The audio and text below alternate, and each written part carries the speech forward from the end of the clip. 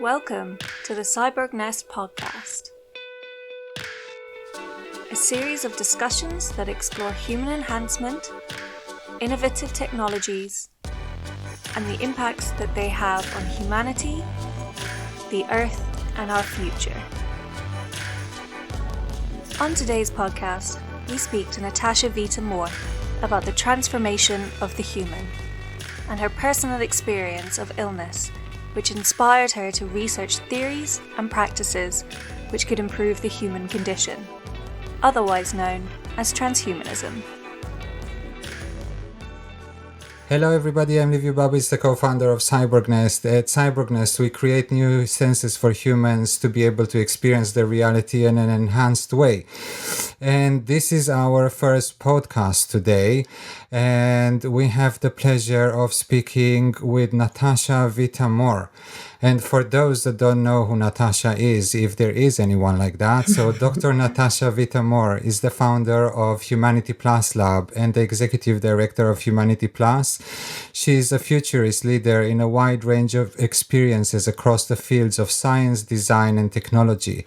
She focuses on the ethical use of technology and evidence-based science for addressing the topics of transhumanism, such as healthy life extension, AI, and human enhancements. In 1983, Natasha wrote the Transhumanism Manifesto, which discussed the possibility of overcoming disease and extending lifespan. As an innovator, she designed the first future body prototype introducing the meta-brain. She appears in more than 2,000 televised documentaries, published in numerous articles and books. Natasha, welcome to our first podcast. This is so exciting to have you with us. Thank you, and congratulations for your liftoff. Yes, it's exciting. Listen, so we are a company, and one of the things that we are trying to break is the barrier between the company and the people out there, right? Because you go and buy products from companies and there is a name, but you don't know the people, you never hear them talking, there is no like a conversation. So we try to break that barrier and to, we always say we are not called CyborgNest for nothing. But this whole idea of being part of a nest is really important for us. So thank you for joining and being our first guest. It's an honor and a pleasure. And I want to start with a simple question for everybody. People walk out and about, have a normal life, and go to a job, go to the supermarket and all that. And then they come home and they see an article and they see transhumanism. And they're like, what the hell are these guys talking about?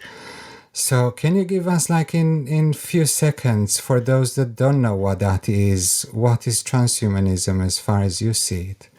Thank you for asking this question, because it is an important question.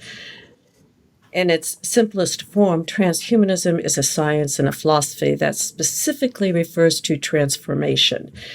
All life forms transform over the millennia, and this transformation can be traced back through chemistry, through physics, through archaeology, and evolutionary biology. Transhumanism is within the era where biological science has uncovered genetics and unraveled hereditary in our DNA, and also developed computer technology, which has brought about augmented intelligence, made us smarter, and really increased our memory by leaps and bounds. As a philosophy, transhumanism questions existence, knowledge, and values. And this is normal for a philosophy. That's what philosophies do. Have a worldview. It takes a look at what hinders the well-being of people or humanity. And this pertains largely to the human condition. So then the question is, what is the human condition and what are the problems? There are many benefits to the human condition. Being here with you is an extraordinary benefit, using this vehicle, this platform, and looking at the digitality around us in communication and transportation. But there are problems, disease and aging, overcoming that mental and cognitive attitudes that cause prejudices and hatreds and even wars, and socioeconomic systems that interfere with the distribution of products and processes through channels of delivery, as well as creating divides. So bottom line, understanding these problems that we face is what transhumanism does as a worldview, and it is proactive in looking at ways to solve some of these problems. And it's not an easy task, to be sure. Many people over time have tried to solve these problems, but we must continue to. And that's what transhumanism is focused on. Looking at aging, disease, what cures can there be, how to extend the human lifespan, create well-being for all, take a look at the ecology, the environment we live in, so that it is a synergistic, healthy environment for all life forms, and to move away from the polarization of knowledge, ideas, and distribution of knowledge. You wanted to know how I became involved in this, and it's, each person has their own short story, but I just wanted to answer your first question for you. So if you want to know how I became involved, I'll answer that afterwards or at a later time. No, it's we can actually both of us share the experience because for me, as most of the things in my life, it was an eclectic kind of journey that led me into it. So we can touch about it in a second. I just want to summarize the first answer, because a lot of people, they watch movies, they see stuff, they read articles, and the media is there to sell and to create, to shock, right, and to whatever. So they managed to create that image that basically what people like yourself or ourselves or other people that are in the field, basically what we want is to turn people into the Terminator. And you laugh, exactly, and that's my reaction as well. But I just want to kind of put it clearly on the table and to hear your opinion about people that make that connection between what you've just said and the Terminator, which is their direct link to what we do. What's interesting about language and communication, it can be easily obfuscated, and terms used in ways that aren't what they really meant in the first place. And that isn't to disrespect the evolution of ideas, which is what we need to grow. But words have meanings. For example, your product is CyborgNest, and cyborg was coined by Manfred Klein and Nathan Klein to mean an appendage to the biological body for space exploration. But that term got used differently in science fiction, where it became something that was associated with a dystopian or dystopic villain like a Terminator, or many others, Darth Vader, for example. So there's a tremendous amount of characters in science fiction that represent a cyborg in a negative sense, rather than looking at cyborg as part of human enhancement or augmentation. Another area is within postmodernist studies and academics. The rhetoric of cyborg turned it into a feminist type of political polarization, and that is not what cyborg really is. In fact, cyborg is an appendage to the body, and it's seen various ways. Well, I have to say the same for transhuman. The term transhuman is a human in transition of transformation, in looking at our genetics, our DNA, unraveling it, identifying mistakes in genes and what causes disease, looking at our cognitive properties, and also the psychology, what causes humans to have bias and hatred, and what causes us to even engage in war, what causes us to be okay that we have a bed and food and water, and other people on the same planet that we coexist do not have a bed or food and water.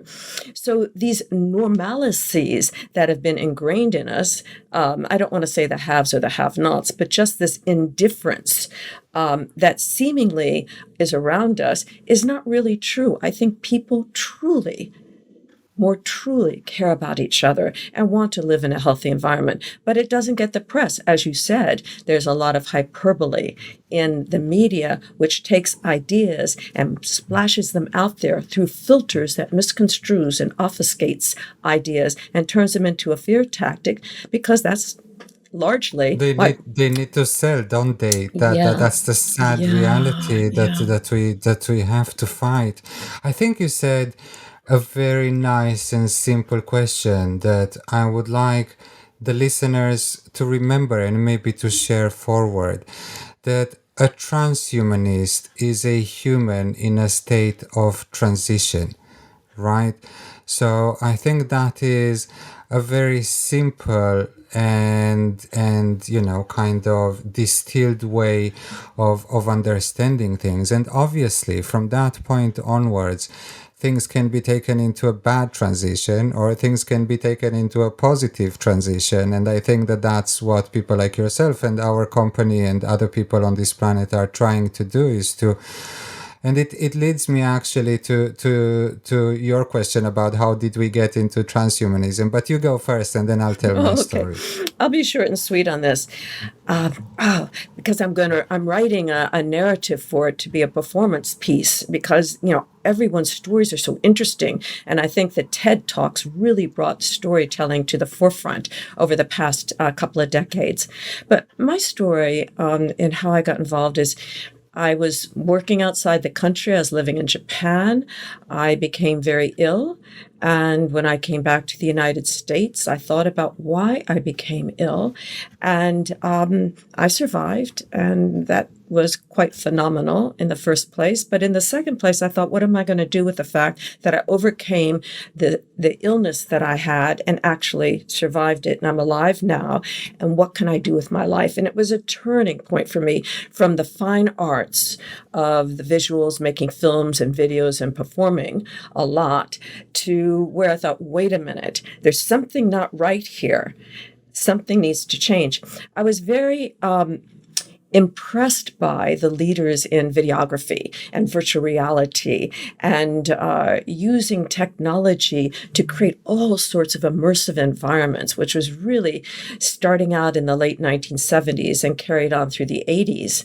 And I thought about my body. I thought about the human condition. I thought about people dying. And when I would see people with injuries that didn't have any resolve, or dying from diseases, it affected me. So that was the core reason why I got involved in transhumanism, because I picked up a magazine while living in Los Angeles in 1981. And on the cover of a magazine was a picture of a man named F.M. Esfandiari. And he was known as the world's leading futurist and Mr. Immortality, although he didn't like the term. And I thought, wow, who is this person? And I met with him and we talked about the future. And that really spurred me forward. So his influence, and also Buckminster Fuller, because of my interest in ecology and the environment and looking at distribution channels through socio-political economic systems, was a major influence on me, as well as Susan Sontag, film critic and photographer, and Camille Paglia, a very robust thinker. So that was the turning point for me, where I then devoted my next years in any production that I did on the future, looking at solutions to problems. That's exciting. It actually a bit reminds of my story, because I was before CyborgNest, I was involved into something very different, but in many ways similar, and I was the CEO of this very edgy human rights organization, and my role was to identify, train, and run undercover networks of people that are using technology to document human rights violations in places where no one else has access to. So, again, we live on this planet where, same as some of us have a bed and some of us have a food and some of us don't. So same happens with information. A lot of us, we know a lot of stuff and we live in places where information is relatively free and we have access to it. But there are still places in the world where there are people or governments that are making sure that there is absolutely zero information coming out of there, with all the technology that we have today on the planet, and it's still happening. So we made sure that we break those barriers, and the way that we did that was by basically designing undercover equipment that those people and networks were using in these places. And literally, like in the olden days, I can't get into too many details of how the operations work, but the idea was to extract those information out of those places, and then you and many other people on the planet saw it on the news or in courts or in other places, and it was it appeared as amateur footage or something like that. And at some stage, I've left that because of some personal reasons, and then by mistake I met Neil Harbison, who is a friend of a friend, and I heard they are going for lunch. So I said, "Hey, you have a friend with an antenna on your skull? I'm coming as well." Just from the simplest, most shallow way of looking at it, and I can admit that during the lunch, my thoughts were still shallow, and I was focused on the antenna connected to his head. But then I went home, and it kept nudging me and nudging me and nudging me until a coin dropped, and that changed everything. And that coin was that basically everything that we ever created, thought or felt, started from a sensory input. And if we have more senses, and there is so much more to sense around us that we can't sense with the senses that we have, so then we will live a richer life. We can start creating solutions to problems from places that we didn't even think before that can happen. So that was a moment for me that was okay. That's a no going back moment, and that's how my journey started into this whole. I didn't even know what true transhumanism is or posthumanism and all these things, which leads me to the second question, which I think that not only transhumanism, but there are so many terms running out there. So there is transhumanism, posthumanism, cyberpunk, solar punk, this way, that way. How do you map all this, and kind of where do you see everything going, and what will stop and what will continue? That's really a great question, because it can be so confusing. All right. So simply put, transhumanism is a worldview that is practical. It's not only engulfed in science and philosophy and, of course, technology, but it's also practice-based. You can practice transhumanism, and transhumanism is here now because it's about ways we can innovate, invent, discover, and resolve issues or problems that humanity faces, and that is inclusive of the environments in which we live. So that's something doable today. Posthumanism is a far future. Posthumanism is about the posthuman, and that is a supposition, to be sure. It's a supposition about the evolution of the human species becoming something other than human. So, for example, we're Homo sapiens sapiens, we're mammals, we're animals, we're part of the Homo, directive as far as speciation. And so we're human. Transhuman means transition of human from biology and exclusive dependency on biology and the aging process as a norm or a given or natural, to mitigating that or intervening with disease and aging and some of these psychological, maybe mental illness, emotional instability, brain impairment, Alzheimer's, ALS, dementia, different types of cognitive problems that many of us face, and working with that to improve. And that means to be better than well, to be as healthy as possible for as long as possible. Within that, it offers an option for people to consider and be advocates of radical life extension or super longevity, meaning living well beyond our shelf life. And the human species shelf life is approximately 122 or 123.5 years, and no one has ever lived beyond that. And usually we start deteriorating after puberty, slowly but surely, but definitely after menopause and andropause in men, and later we slow down, and we have senescence and our cognitive properties slow down, our muscles, our tendons, or, all break down and slow down to where we're in our 80s and 90s and 100s. And often most people are quite weak. Well, we want to change that so people live as long as possible, as healthy as possible. And if people don't want to live longer, that's their choice. But if they do, we want to offer options for that. And those options are to remain biological through certain genetic engineering and maybe some nanomedicine and manipulations with biology and the aging process or the senescence of cells. Or maybe become more augmented or enhanced and prosthetic parts and coexist in multiple substrates. So that's all transhumanism. It's here today. It's doable, but it's also looking at the future where post-humanism would be a post-human, not a human. And I think that's the main thing, that you can have supposition or conjecture or a vision about what a post-human future could be like, but it is not attainable, so we can't really prescribe it or describe it. We can only be visionary about it and offer possible futures, whereas transhumanism, as I said, is something here today.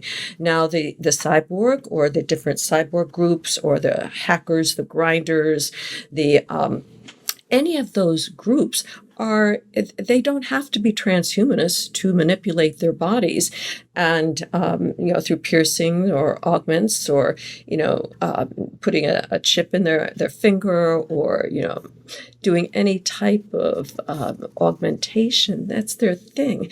And you can be a cyborg without being a transhumanist. The core difference is transhumanism is expressly looking at evidence-based science and ethical use of technology to improve the human condition. So it's not just about the body.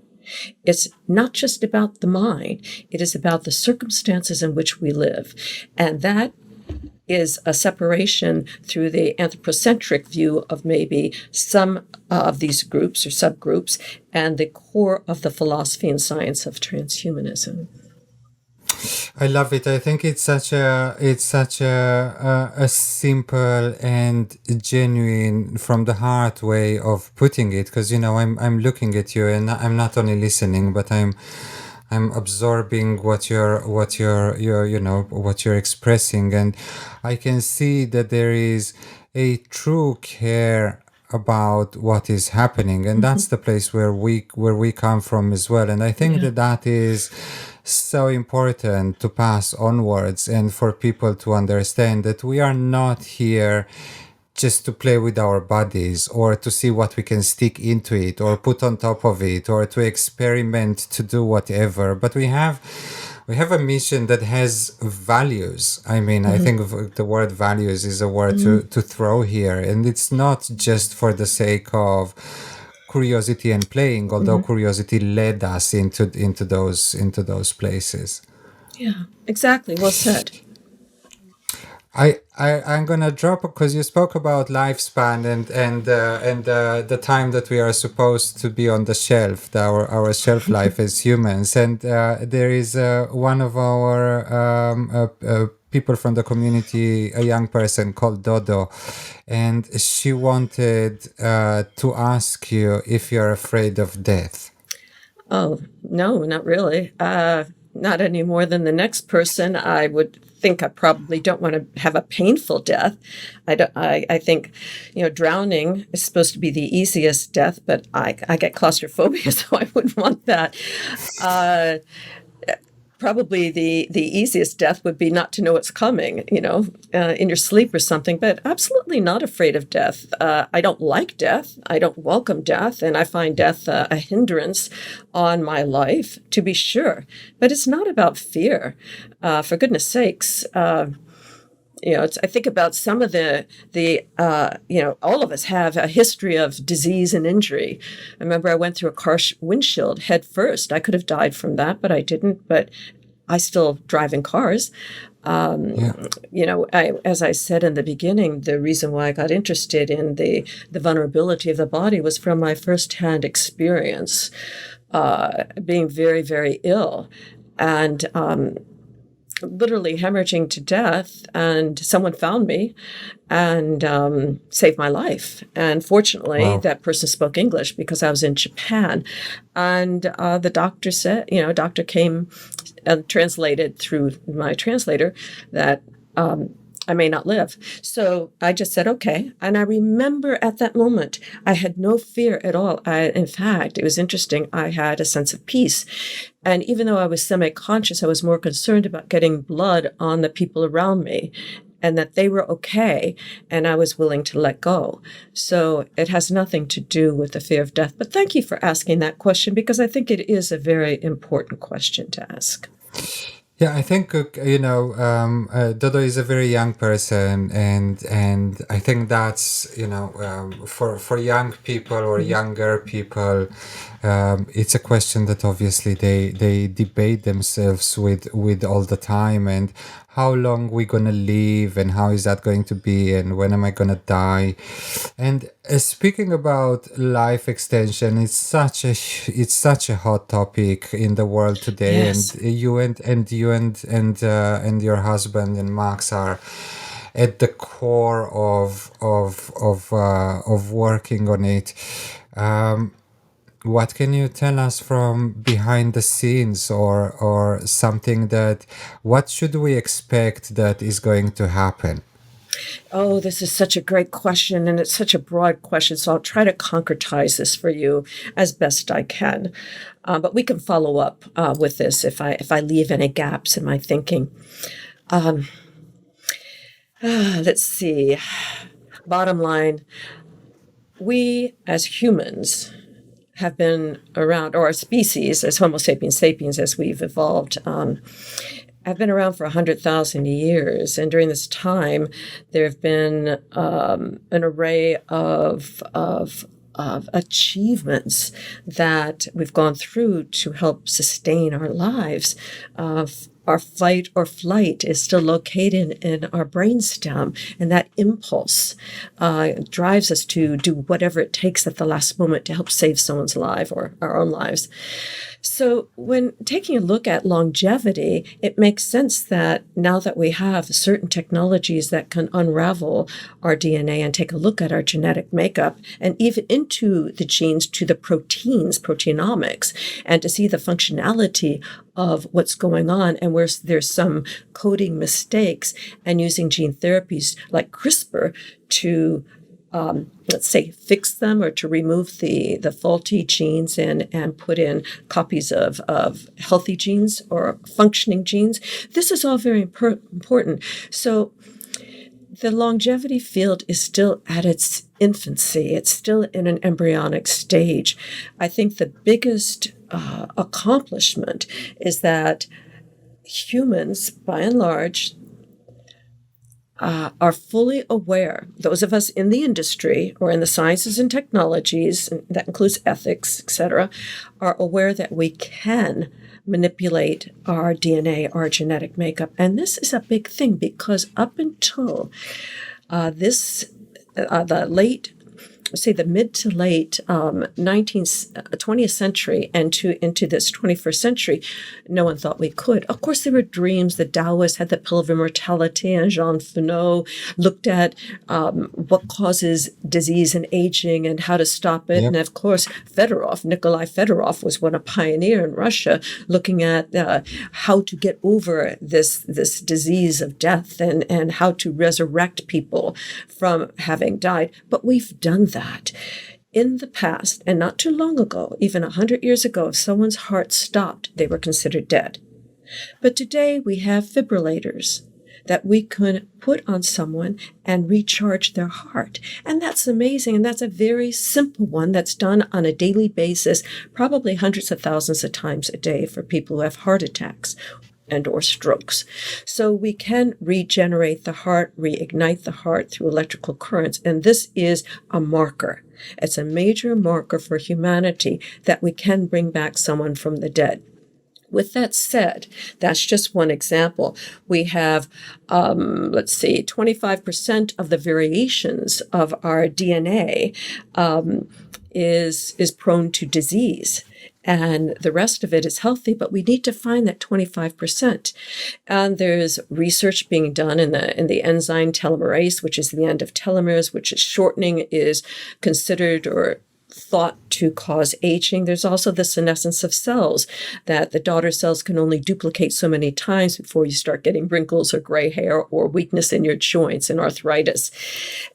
We've talked about CRISPR, gene editing, gene therapies.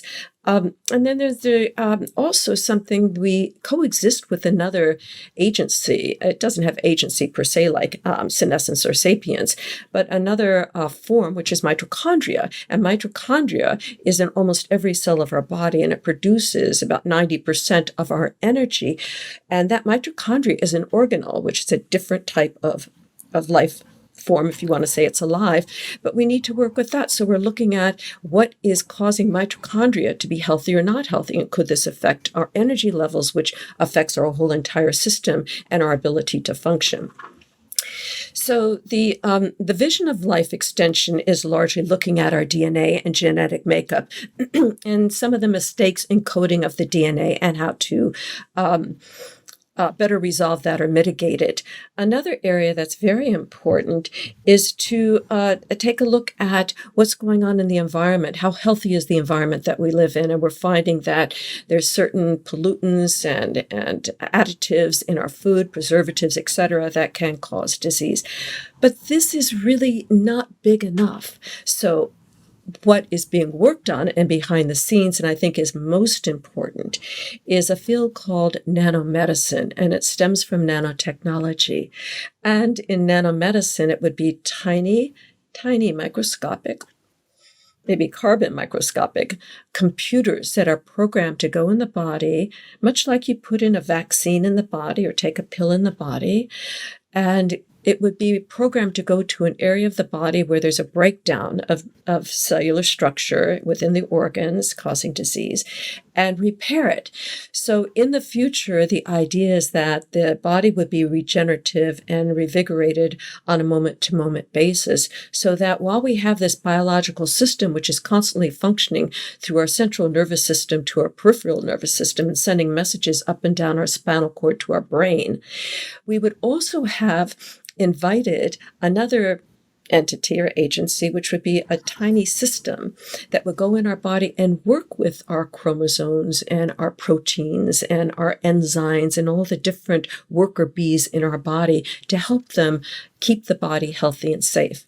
But that's one area that's within biology. Longevity is looking at not just having a biological body, but altering the biological body, which enters your field of looking at augments and attachments, cyborgs, and increasing abilities of the body, especially in the senses, and also looking at how AI will affect and alter and improve our cognitive abilities, especially people with dementia and a slowness in cognitive, repairing that slowness or the synapses of the neurological connections in the brain.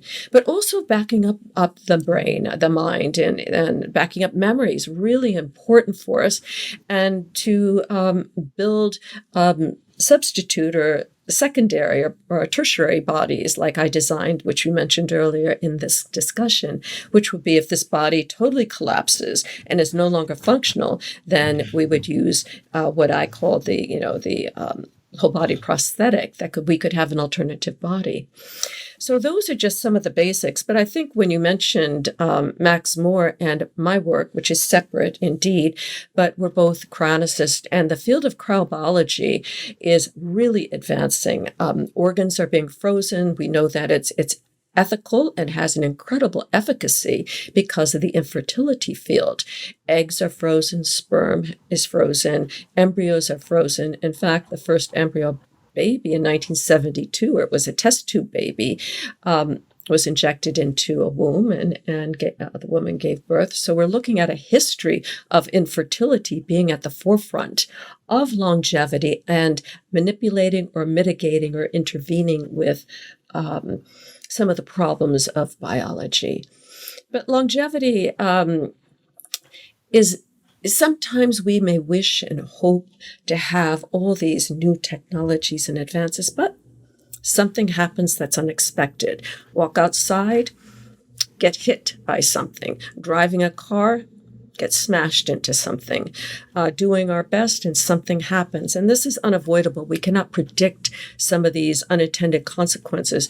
So the field of cryobiology is very important in its subfield of cryonics or cryogenics. And cryonics is the field that is looking at and doing the future of humanity and picking up where today's medicine leaves off. So rather than a doctor telling you, I'm sorry, there's no more I can do. We've done everything possible. We cannot save your life or save your child's life or your parents' life. And that's where cryonics comes in, because cryonics can take the person who is told they're terminal, has no alternative but to die, and places them in cryonics, which is a vitrified state. So you're just preserved. Everything stops. You're not alive, you're not dead. Well, you're pronounced dead, but you exist until a future technology and science could bring you back.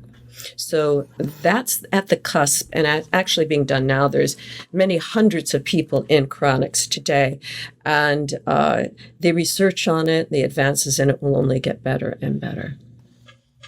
To me, it's so exciting. I mean, I don't want to get into Max's work because that's another conversation. But it's absolutely fascinating. Oh my God, we are running out of time soon. There is one question that people always ask, and I understand why people always ask. And this time it came from, again, a friend of ours called Halidontos. He's an artist that, by the way, I recommend looking at some of his stuff. And he says, how can we make sure that we stop the divide between those that have and those that don't have? I know a bit what's my answer to that, but I would love to hear part of yours, and then I can chip in my part. You know, this divide is age old. It's historical. There has always been a divide between those who have and those who have not. And that's a darn shame. I mean, bottom line, it's not what we would all hope for, but it is the way it is. Is that the way it should be in the future? No. Should we do everything to stop it? Yes, indeed. But don't ask me. I didn't cause it. And transhumanism didn't cause it. Take a look at the history of politics, the history of economics, the history of social organizations and societies, and take a look back at the history of Europe and even into Africa and Greece, Egypt. Egypt had slaves. Egyptians had people that weren't even considered to be humans waiting on them, that were treated like slaves. Even in the Roman empires, going back to even the Norwegians and the Danish, and looking at the Norsemen and the early Vikings. The Vikings, tortured people, and there were the wealthy or the royalty, and then there were the slaves. So this issue is not something that's 21st century, even 20th century. It dates back to the earliest times.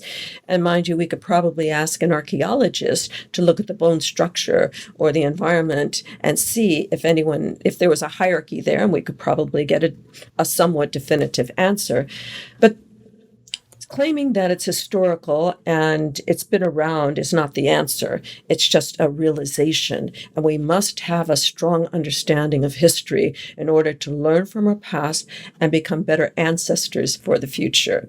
And I give that credit to Luke Robert Mason, who brought it up recently at one of our transhumanist studies groups. And I think that legacy of what we leave as a species, as a culture, as a society is really important.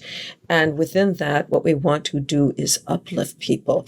And I think transhumanism is the only worldview that ardently looks at that, not just from the use of ethical-based technology and evidence-based science. But that's a beginning, because if we have ethical technology, that means everyone can have it. It's not owned by any big haunch group that is telling us what to do or taking our material, our identities, and distributing as they want. So we say no to that. It's not ethical. And number two, evidence-based science, so that people can't come along and sell snake oil to us under the guise of longevity or genetic engineering or any type of measure. And if we've developed that knowledge to be better, more sober thinkers, we can better understand what causes people not to have what they need.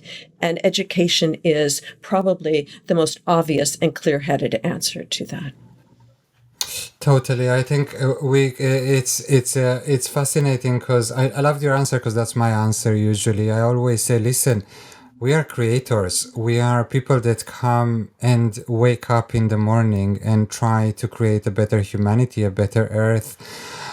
We are visionaries. We are people that literally dedicate their lives or doings into doing that. We are not the people to come and be asked about it, because I mean, there are governments there that they produce tax laws, and then they allow some people not to pay taxes, and those people are usually the rich people. So it's the whole system that all of us need to change. It's not.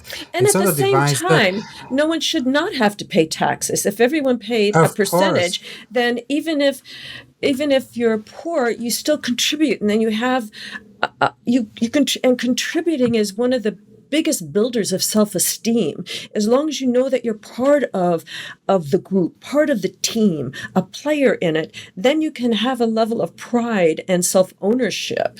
So don't just expect the rich people to pay. They should pay their fair share as well, but everyone needs to contribute. And so I think if everyone contributes at the level they can, in some way, if they don't have money, then a little time perhaps, or help someone else do something. I think we need to see more of that than people sitting on a sofa waiting for the governments to pay their rent and pay their education and pay everything for them. Yeah, it's kind of a two sides of the coin, isn't it? It's always like that. And I think, people need to wake up in the morning and to say, what did I do to the world today to make it a better place, And if you have an answer, so then you probably, your day was not wasted. I mean, there another needs thing to be there some too, kind of. and I love the way that you said that. Another thing there too is, it's so important to accept the differences between us. If you're have a different religious view or spiritual view or a different moral code, that's your beliefs. No one should be dictating to someone else what they should believe or a need to believe. The bottom line is, if we're kind to each other and allow each other to be who we are as individuals, people will have that level of confidence that will help them become involved. And then that divide between the haves and the have-nots will not be so important, because people will be their unique selves. Just because someone seems to have a lot doesn't mean they have a lot. They may have a boat, but maybe they have multiple sclerosis or brain tumor. They may be a CEO of a corporation, but maybe their child is dying. You never know what's going on in someone else's lives. So I think if we live in communities, and I've lived in communities that are very poor I live with the Navajo Indians, where I slept on a hut and just ate, I think it was dried eggs, no mirrors, no toothbrush, nothing. But we tried to keep our environment clean and healthy. So it's that dignity of personhood, which doesn't matter how much money you have. It's how kind you can be and generous with what you do have to share knowledge. And that's something we can all do. So I think the greatest have is knowledge, and the greatest have not is ignorance. So let's spread our knowledge to help those and learn, but not push them, not persuade them, but to encourage and support them at whatever level or stage they are in their own growth and development. This isn't to say that there aren't people starving, and I already mentioned this early on. We need better channels of distribution, but who's in charge of that? Natasha, it's such a pleasure talking to you, and I think we could continue like that forever. And I didn't get even to half of the list of the things that I wanted to talk to you about, so we'll probably have to do it again. Oh, part two. But I think that was a very, first of all, optimistic and second, loving way of finishing the conversation in a way, speaking about, how much we care about each other. Because, we started from transhumanism and Robocop and whatever and all that. But there is that essence of us being humans or being a creature or being a dog or being whatever, that we have feelings, and we look around and we use our senses, which is what we deal with, to perceive our reality. And sometimes, I had a great art teacher when I was young, and she told me, don't just look, observe. So when you walk on the street, things go past you all the time, if it's Yes. trees or people or buildings or whatever. And usually people just walk and they use their eyes not to bump into stuff. But how about you actually observe what you're seeing in front of you and what is happening? And that can lead you to that place where you can see that person that needs help. It can lead to a great idea that you're gonna have and is gonna change the world. So yeah, let's continue dreaming, doing, being positive, and loving and caring to each other. And I think in this way, not only that we are not creating Robocop, but we are probably creating a much better, positive, and nice environment to live in. A more humane humanity. Yes, Thank I you. love it. Thank you so much. It's been such a pleasure, and looking forward to have you next time. Thank you.